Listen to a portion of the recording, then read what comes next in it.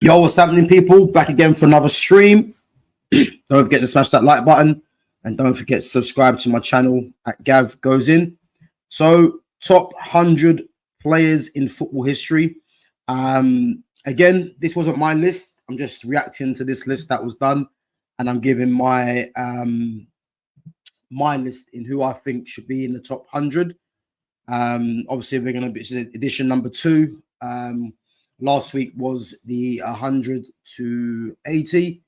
And obviously this week it's going to be from 80 to 60. So, as I said, guys, get involved in the live chat, and give me your view as to who you think should be in this list. So I'm gonna share my screen quickly now.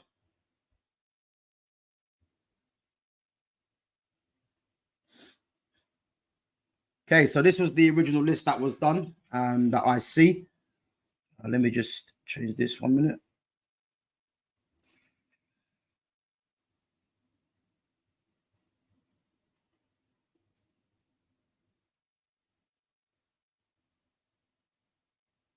Just give me 1 minute.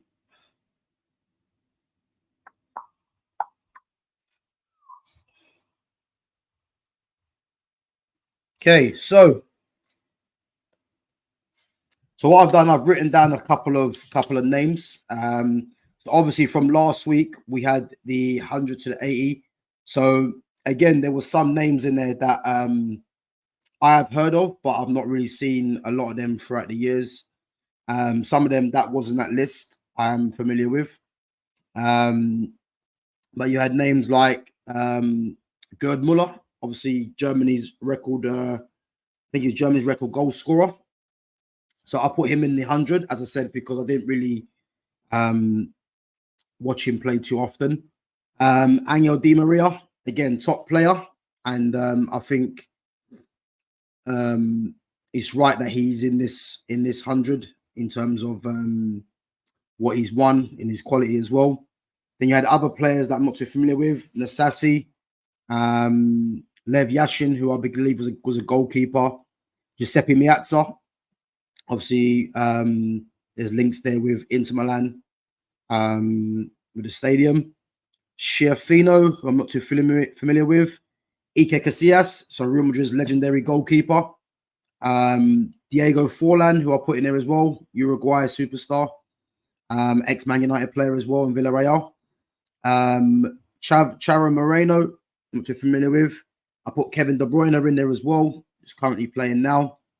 Paco Gento and Mario Kempes, Paolo Rossi, Ryan Giggs, Pachetti, Frank Lampard, Chelsea legend, Sander Coxis, Passarella, Dejan Savicevic, Sandro Mazzola, Figueroa. Some of these players I'm not familiar with.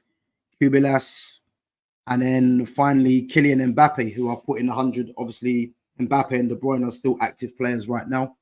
So that was my list that I compiled from 100.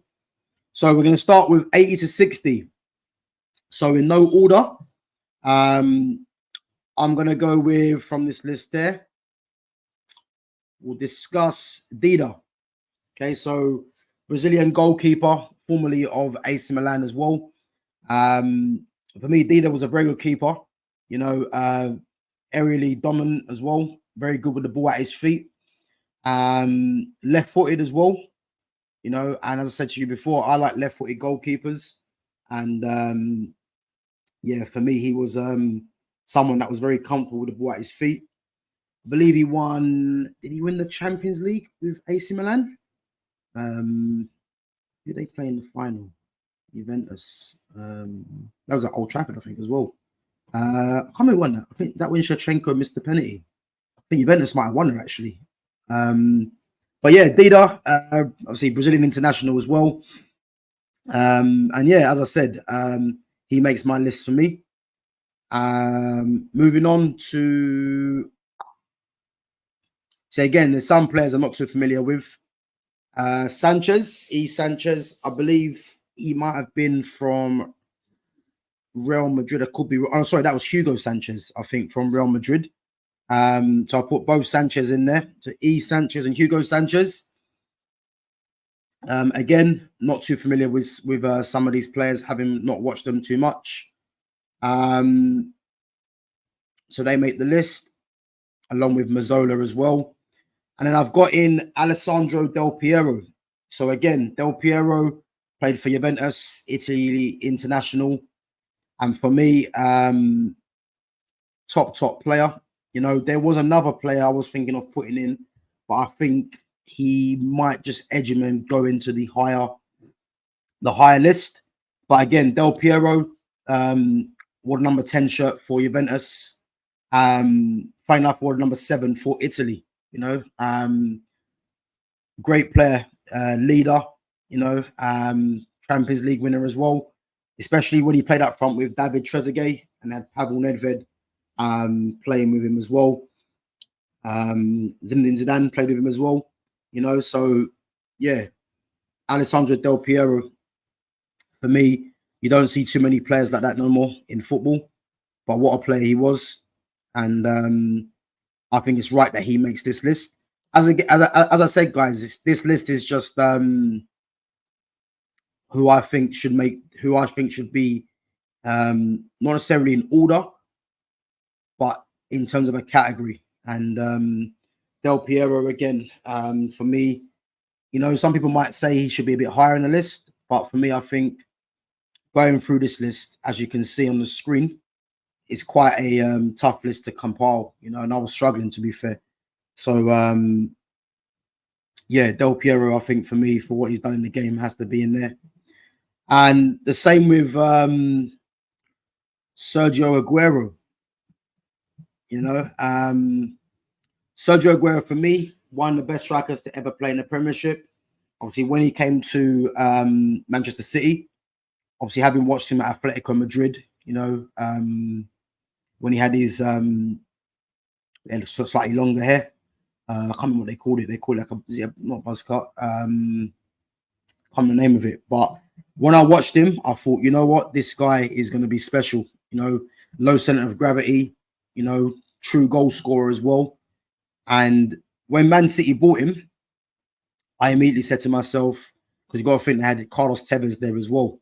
So when he played with Tevez, that partnership there was devastating. You know, two Argentinians. You know, both can play as a number 10, both can play as a number 9, and even when Carlos Tevez was eventually moved on, Aguero kind of took up the mantle himself, and for me, arguably is been Man City's best ever striker. You know, and as I said, like, you know, he could shoot off both feet. You know, as I said, low center of gravity. His dribbling was good as well. I think his movement was top class. His strength on the ball. If you looked at Aguero as well, had big fires as well. So very, very strong on the ball. Couldn't really knock him off.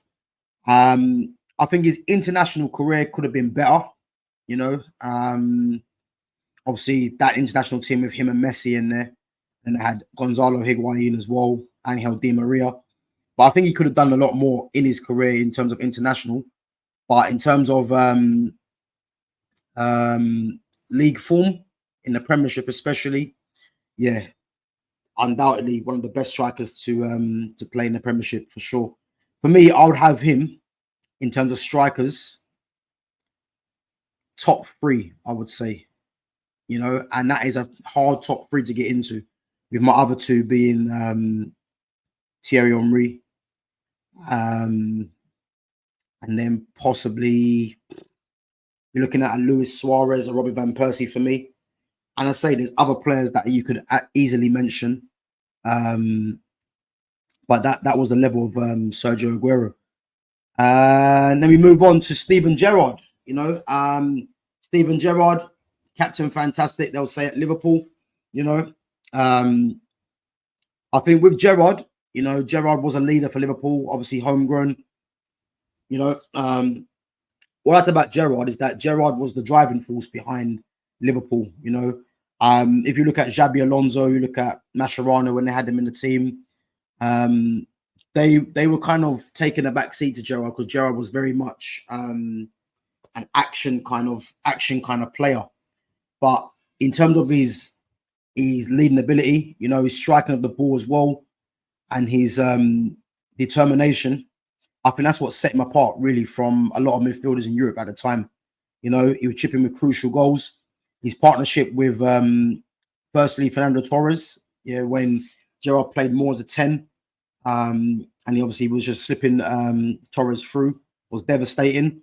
And then later with Luis Suarez, he played slightly deeper, but yeah, he was devastating in that position as well. And I think it's right that he makes that list.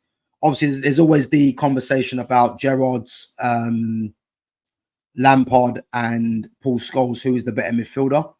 For me, a lot of people might go for, well, especially Liverpool fans will go for Gerrard. For me, it's not Gerrard. For me, it's Paul Scholes.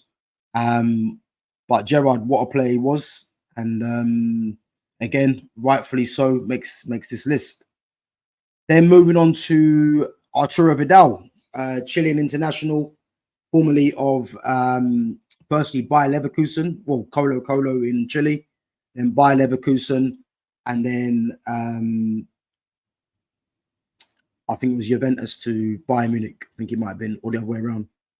Was it Bayern Munich first? I think it might have been Bayern Munich first, actually, and then to Juventus. And then obviously played for Barcelona as well. He's had a few teams. I can't think there's any more teams he's played for. But yeah, so Arturo Vidal, obviously known for his mohawk, you know, box-to-box midfielder. That midfield of Pirlo, Vidal and Pogba for Juventus was devastating. You know, you had Pirlo, who was the controller, Vidal, who was the aggressor, and then you had Pogba, who was the artist, you know, and that dovetailed nice, them three. And that arguably was one of Juventus's best periods with them three in midfield. And then you had like a Marquisio who was coming through, who was more of a homegrown box-to-box midfielder as well. But Arturo Vidal, obviously him and Alexis Sanchez, two most notable names for Chile. But yeah, again, Vidal, top player, you know, and makes this list. I mean, for me, people might argue, you know, that there should have been some other higher names in there. But yeah, I think that he's for sure in the 100 list. You know, you could argue that he shouldn't make that list, but again, I'm just going for this list that you see in front of you, and he comes in at the 80 to 60 for me. Again, could easily have been in the other list, but I'm going to put him in this one. Then moving on to David Beckham. Obviously, people say fashion icon, you know, icon of England, you know, the different haircuts, you know. For me, David Beckham was an idol growing up from young for me, you know. The amount of work David Beckham put into his game in terms of his practicing, you know, he's an old school right midfielder, you know, someone that didn't need to, well, he wasn't someone that could get past his man by dribbling, but his delivery was top class. And obviously in the era that he played in, he had an overlapping fullback in Gary Neville, which allowed him to put his pinpoint crosses in. His free kicks again was second to none. And obviously all this stuff came from his practicing from young, you know, and you can tell it paid off because to this day now, I don't think I've seen a player put a ball consistently on someone's head like Beckham did, you know, and that's what Beckham was known for. Obviously, England captain as well, you know. Again, another leader in a team full of leaders at Man United when they had the likes of Beckham, Roy Keane, you can say Yap Stam, you know. Who else was there? Peter Schmeichel, you know, even Cole and York, Van Nistelrooy. All these guys were leaders in their own right. And Beckham, for me, deserves to make this list as well. You know, I think he's very underrated, Dave Beckham. I think in this era of football now, he wouldn't be playing on the wing, no way. He'd be playing as a central midfielder. But yeah, top player, David Beckham. And again, someone that for me is criminally underrated. Moving on to Radamel Falcao. For me, Radamel Falcao, what a striker he was. Bit of a shame when he come to Man United. You know, it wasn't the Falcao that I remember from Atletico Madrid, and also was on loan at Chelsea as well. But I remember watching the game. I believe it might have been the Super Cup. I remember who they played, Atletico Madrid, and I believe he got a hat trick in the Super Cup final, and Colombian international. And you know, he's a throwback kind of striker. You know, he's very strong, very good in the air. You know, could shoot off both feet as well. One of his best goals that I've seen actually was when he was playing for Monaco. I think they played against Man City in the Champions League, and he dinked the ball with his, I think it was his left foot. He dinked it over. Who was in goal? Was it Edison in goal? I think it might have been Edison in goal. And the thing is, the dink was so delicate. From how close he was as well, just showed his true class. And definitely when he was in his prime, he was arguably the best striker in world football when he was at Atletico Madrid.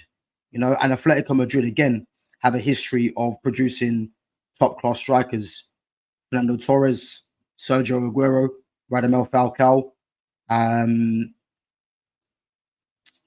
Pretty sure there's one more as well. I'm pretty sure there's one more, but yeah, again, top quality strikers that that seem to be finding their way to Atletico Madrid. Just give me 1 minute, guys. I think Lens is trying to come in.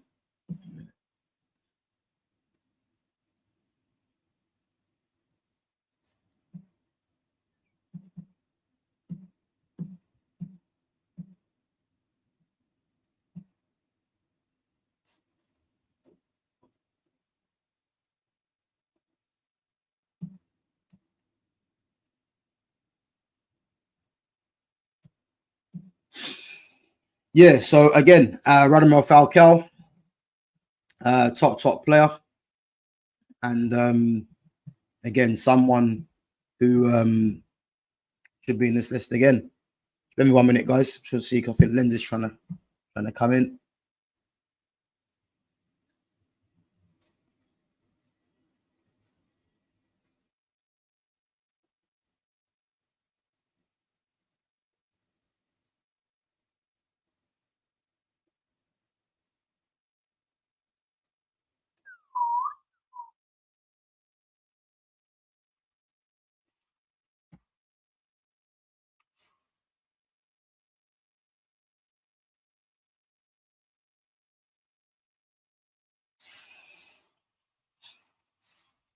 Okay, moving on. Thomas Muller makes this list. You know, I think again, Thomas Muller, another player for me that is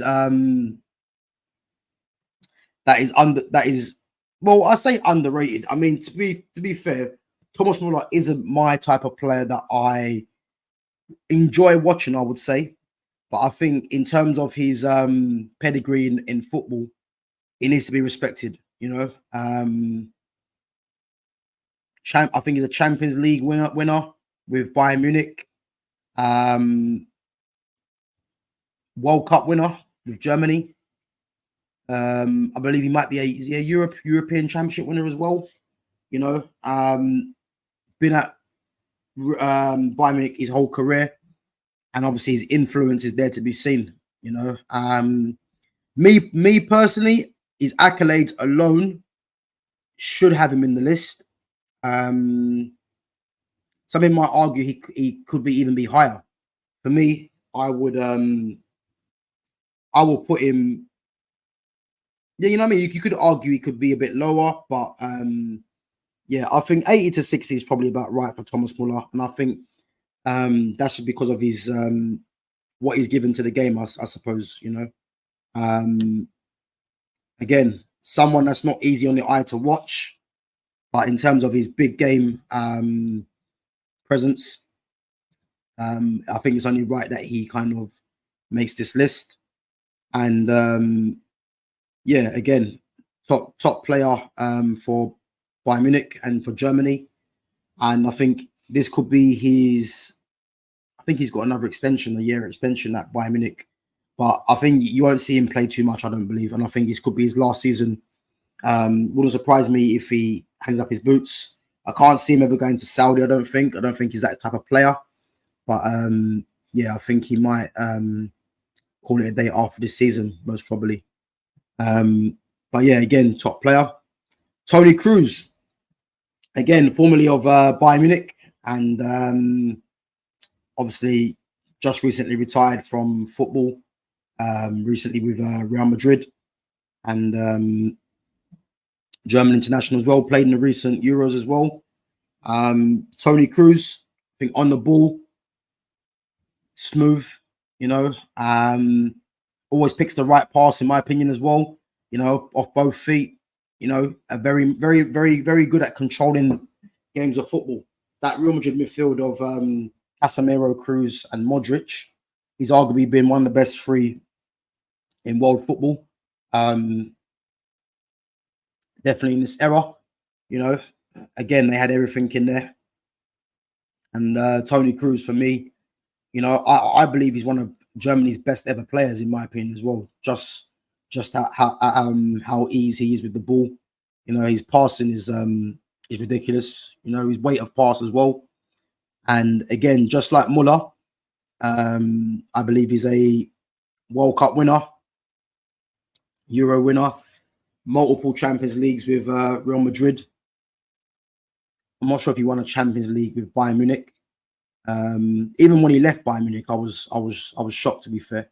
But obviously it's Real Madrid, and Real Madrid notoriously get the player that they want. But yeah, I think Toni Kroos, for me, easily makes this list. Again, someone that could be higher in the list, or some people might think he might be lower.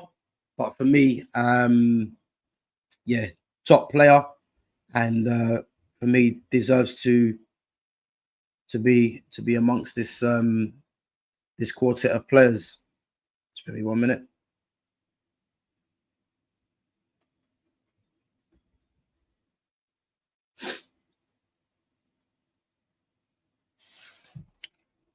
Moving on to David Villa. David Villa used to be one of my favorite players. You know, David Villa was class. And again, you don't see too many players like David Villa. You know, I remember watching David Villa when he played for Real Zaragoza in Spain, and obviously playing as a number 9. And I thought this guy looks good, and he was special, David Villa. You know, Spanish international as well, playing with Fernando Torres. When I had the Fernando Torres, David Villa, Iniesta, Xavi, Busquets, Xabi Alonso, Santi Cazorla, who else was in there? Fabregas. They had so many players. David Silva. They had so many players that were just of top quality. And even for Spain, David Villa played on the left, inside left. And that was more introduced when he played under Pep for Barcelona, where Pep started playing him from the left as an inside forward. But when David Villa was at Zaragoza, he then went from Zaragoza to Valencia. And Valencia is when he kind of made his name, which is what forced Barcelona to then buy him from Valencia. Valencia had David Silva, David Villa, and I believe Joaquin, if anyone knows about Joaquin, right winger, Joaquin, and Vicente. So I think Vicente played on the left wing, Joaquin was on the right, David Silva was in the 10, and David Villa was up top.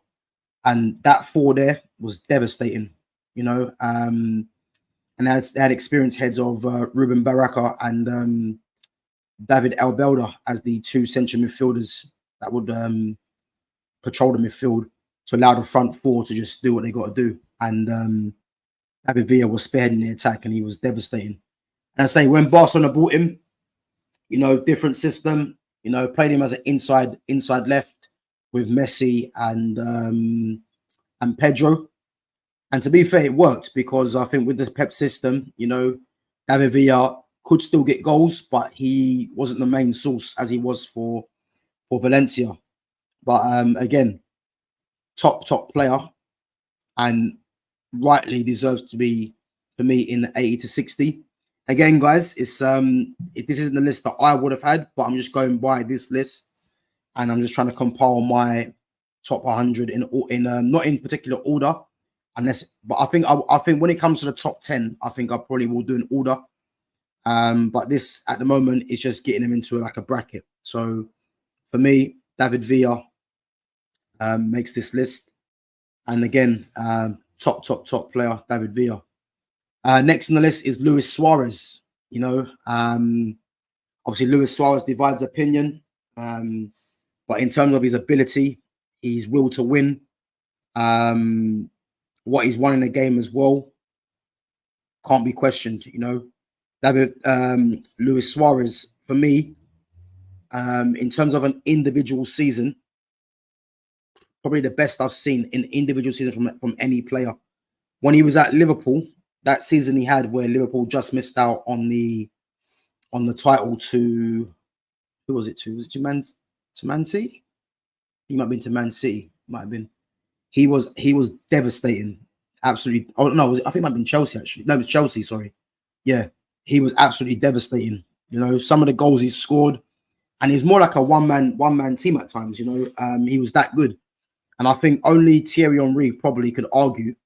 Some people might say Cristiano Ronaldo, but for me, I think only Thierry Henry from an individual season can probably say they had a better individual season than what Suarez did. You know, people might say Gareth Bale, obviously Cristiano Ronaldo, as I mentioned before, but for me, Luis Suarez has had one of the best individual seasons from a player in Premiership history. For me, he was that good, and he went to another level in terms of goal scoring because at Liverpool, Suarez was more of a he's more of a creator at Liverpool. You know, he obviously could score goals as well, but for me, he was more of a creator at Liverpool. And then when Barcelona signed Suarez, he became a serial goal scorer because the creating side of it, he didn't really have to focus too much on because they had two serial creators in Messi and Neymar, which meant that he became the focal point of the goal scoring. Even though it shows you again how good Messi is, because even though Suarez was the number 9, Messi still was getting more goals or as many, you know. And again, that front three of Messi, Neymar, and Suarez, for me, has to be the best ever front three, in my opinion. You know, Ronaldinho, Eto'o, and Messi took some beating, and that can be argued. Obviously, people might say Benzema, Bale, Ronaldo, and in many front threes, but I think that front three of Messi, Neymar, and Suarez has to be right up there. I mean, you had everything there. And the good thing as well with all three of them players is that Messi and Neymar, and you can possibly say Suarez as well, all three of them are creators first. And then all three of them are goal scorers as well. I say with Luis Suarez is more the goal scorer than what more known for being a goal scorer than what Messi and Neymar were, because they were number 10s that can just literally do what they wanted to do. But just how good they were, all three of them together, they were all creators for each other and all goal scorers. And I believe the three of them, I think they got over 100 goals in all comps. 1 minute, let me just see. I think Lens might be in.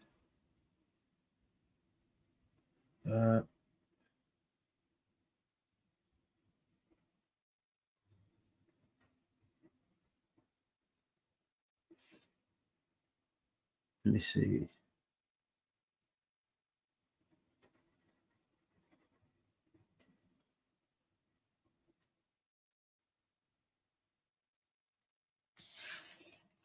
One second. Let me see.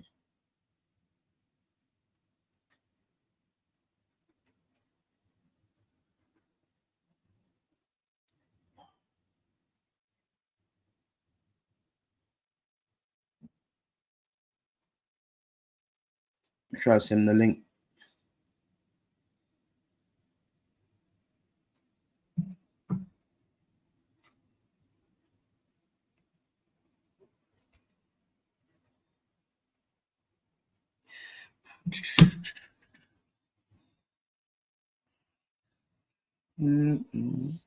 Let's see.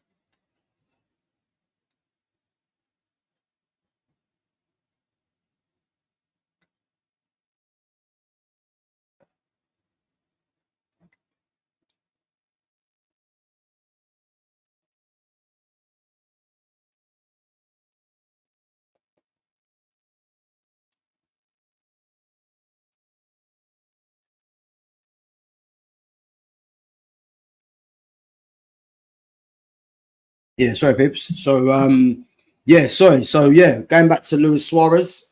Again, someone for me that could be higher in the list, if I'm honest. You know, I believe he's Uruguay's record goal scorer as well. You know, and he's coming into the twilight of his career right now. And again, again, man, top player, Luis Suarez, and for me, one of the best players to ever play in the Premiership. You know, even though he wasn't there for a long time, you know, but for me, how I kind of judge players is how good they were when they were there. And again, he was a top player. Moving on to Andrea Pirlo. I think in terms of being able to control midfield, you know, range of passing, 1 and 2 touch, Andrea Pirlo is probably as good as it gets, you know.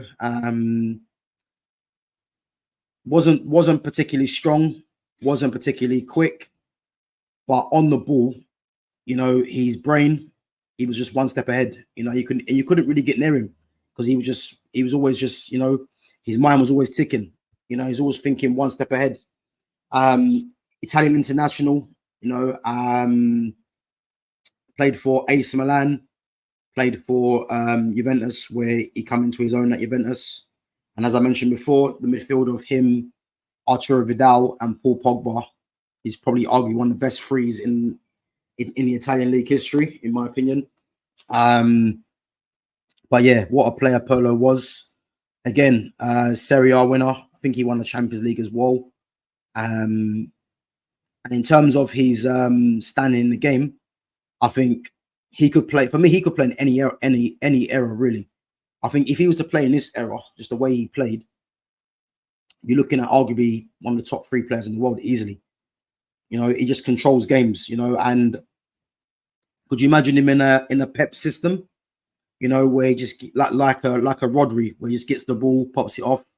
You know, yeah, he was unreal, an unreal player there, Pirlo. And again, rightfully so, has to be in this list. And then just last 2, I'm going for Antoine Griezmann. Again, player for me that's very underrated. You know, World Cup winner, European Championship winner. Again, made his went from Real Sociedad, then went to Barcelona. I think the Barcelona move was a wrong move for him, in my opinion. I think when you've got Messi there, any player that comes in, you're going to play second fiddle to Messi, and especially Griezmann being left-footed, you know, and the dynamic of Griezmann playing in that team with Messi and then with Suarez as well when Neymar went, it wasn't really ever going to work because Griezmann needed to be in the Messi role as a number 10, but Messi was there. So Griezmann had to adapt his game, which he's not a number 9. He's more of a floater. So that signing there, it was a case of just getting the best players available, which Griezmann definitely was. But it was never really going to work for me. And the fact that he was left-footed meant that him and Messi were always going to be in each other's way. It would have been better for if Griezmann was right-footed, it could have been better because, as you can see, the same happened with Neymar. But because Neymar was more of a flair player and obviously was right-footed as well, it made more sense for Neymar, Messi, and Suarez combination rather than the Messi, Suarez, and Griezmann combination. But again, Griezmann, he went from Real Sociedad to Atletico Madrid, then to Barcelona, then back to Atletico Madrid, I believe. And Atletico Madrid is where Griezmann more or less made his name, and obviously the French national team as well. Very intelligent player, Griezmann, you know, can play as a number 10, can play off the right. In his earlier days, played off the left, can play as a false 9 as well. But for me, yeah, one of the best players still for me in world football with what he offers. You know, again, coming to not obviously not finished yet, but he's coming to the end of his career. And again, one of the best players in Spain.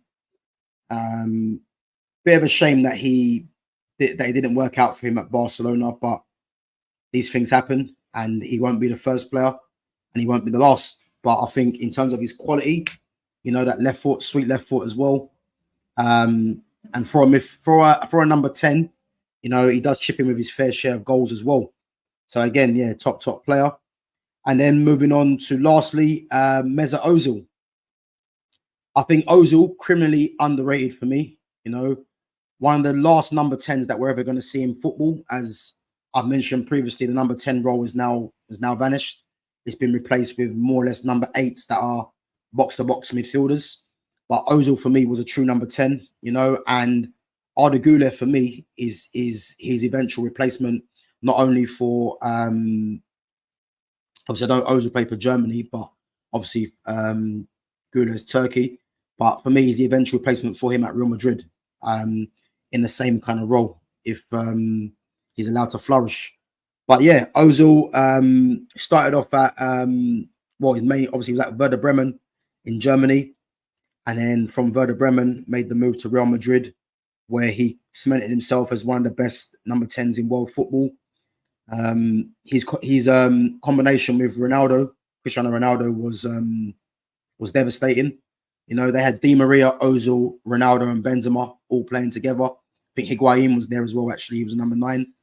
And again, like Ozil, especially coming to this country, I don't think they realized how good he was. You know, too many times there was talk about, you know, he doesn't track back, or, you know, he doesn't really want the ball. Not want the ball, sorry. He doesn't really work hard enough.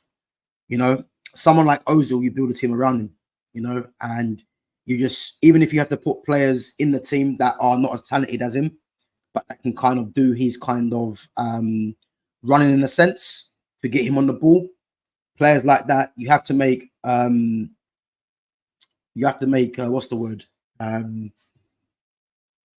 Advances for, in my opinion, because Ozil's a match winner, you know, and at Arsenal with him and Alexis Sanchez, they were their 2 true world-class players. And then you had Aubameyang coming through as well.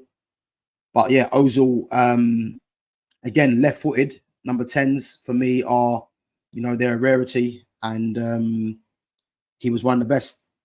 Obviously left Arsenal to go to, who did he go to? Did he go to, was it Fenerbahce? I think it might have been. Yeah, I think it might have been Fenerbahce. And obviously I think Ozil now is retired, doing bodybuilding, funny enough. So yeah, but yeah, again, Ozil was criminally underrated again, another player. But those people that actually love watching football will see the quality that he had. And yeah, for me, he was someone that didn't really get the flowers he deserved. You know, I think too many people focused on the wrong things with Ozil, but was a pleasure to watch him play, to be honest with you. And yeah, I think he's someone that could have done a lot more, I think, in terms of his ability in the game. But it was good to see him, you know. I've actually watched him, you know, live as well. And yeah, what a player he is, man. I like the way he just controls games. Got a message from Lit Talk saying Thomas Muller, number 27, is crazy, by the way. Again, this isn't my list, Lit Talk. This is a list that I come across. I'll make you right, to be honest with you. This isn't the list that I would have compiled. There's probably only a handful of players here that I think are in the right positions, you know. So as I said, I'm just doing a I'm compiling my own list of 100. So last week I done 100 to 80, and this week was 80 to 60, you know. And as I said, it's no right or wrong list. It's going to be hard to kind of compile this list as well. But I'm just going to do it based on, there's no order until I get to the top 10. But I'm just going to do it based on players that possibly should be in this kind of section. And then next week, I'm going to do from 60 to 40. And then following week, we're going to do from 40 to 20. And we're going to really narrow it down. But as I said, man, yeah, number 27 for me, Thomas Muller. Yeah, I wouldn't put him in there either, if I'm honest. But the person that done this, again, I didn't really know what they were thinking, but I'm compiling my own list. So yeah, guys, that's my list from 80 to 60. So as I said, if you guys feel that there's any players in this list that shouldn't be on here or shouldn't be in my list or in this list in that order, feel free to drop it in. I'm gonna be back again. Lens and Aaron and Alex couldn't make it this week, so they're gonna come on next week as we narrow it down to 60 to 40. Again, it's gonna be hard to compile this list of 60 to 40 because for me, it doesn't feel right putting some players in this order, you know. But again, the top 10 for me is gonna be very difficult. But there is some certainty names in there that will have to go in there, and it's just about compiling them from 1 to 10. So yeah, but yeah, guys, smash that like button, subscribe to the channel Gav Goes In. Follow me next week, next Thursday at 2 o'clock again, and we're gonna do the 60 to 40. As I said, throw in your comments, guys, and I'll catch you guys next week. Take it easy.